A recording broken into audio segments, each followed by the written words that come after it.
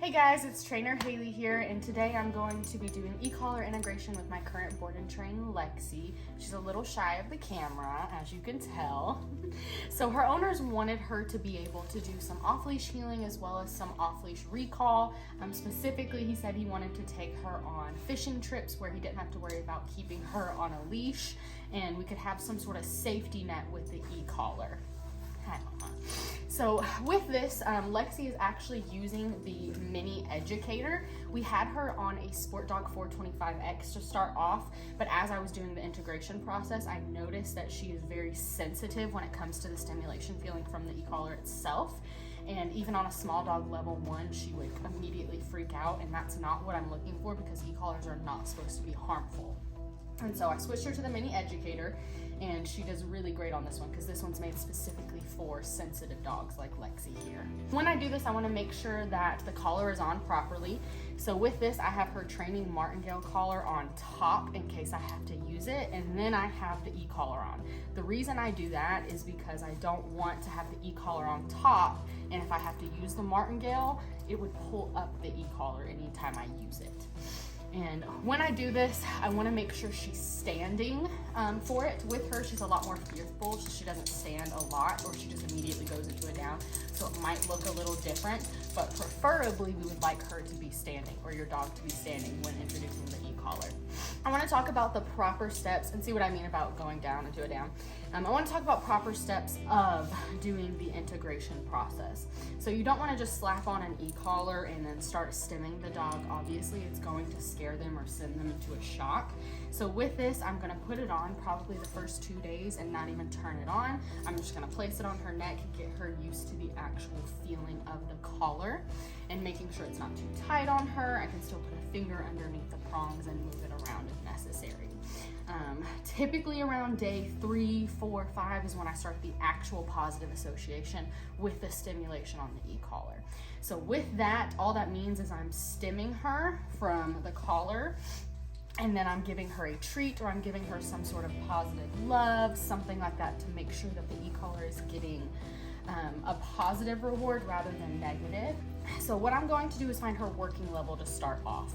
Working levels for a dog is when you can press it and get some sort of reaction from her. And what I mean by reaction is I'm wanting her to do a head drop, look away, something like that. I'm not looking for a vocal reaction because I don't want it, again, to harm her. I don't want her to look at this as something negative, because eventually I'm going to pair it with my verbal command, and I want it to be positive because my verbalization is always positive. So I'm going to start off on a level 1 with her and then work our way up to find her working level. And again, I'm looking for that reaction or trying to look for a twitch because sometimes you can see it. So I'm going to start off at level 1. I hit it. No reaction. Press it again. No reaction. She's just interested in the treat I have in my hand. Girl. 3, no reaction. Level 4, no reaction. I'm not seeing anything yet.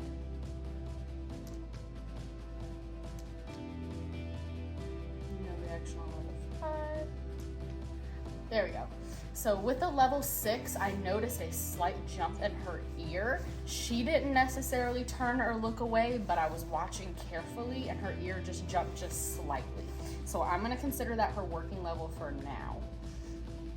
And again, I was talking about depending on the environment. So right now her working level might be a 6, but let's say I want to take her on a walk in the park. Her working level might bump up to an 8, a 9, a 10. It just depends on your surroundings. So you can figure that out depending on how high the distraction is. So now I'm going to teach you how to start working on associating this positively. So what I'm going to do is I'm going to stem, give her some love. Good girl. Stem, give her a treat. And remember, this process is super crucial. You don't want to rush it. Every dog is very different with how long it takes to stay into this integration process. So with her, she's very skittish. So I'm hoping it's Monday now. I'm hoping by maybe Wednesday that I can actually start pairing it with my verbal command, because again, I want her to have the best possible scenario with this and have a really great positive outcome. So stem, treats. Good girl. Good girl. And I'm glad she's saying standing because it makes it a little bit easier to watch. Girl. Now I do want to talk about working levels changing as well. Not necessarily because of the environment, but because a dog might become sensitized to that level. So for instance, my personal dog, he is on a mini Educator as well, and he is typically a working level 19.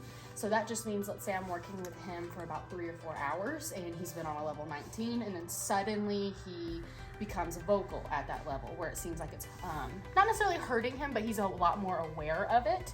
So that just means that we've been using it for a couple of hours, he's becoming more sensitized to it, so now I'm gonna start turning the level down. So definitely be very cautious and observant when watching your dog's working level.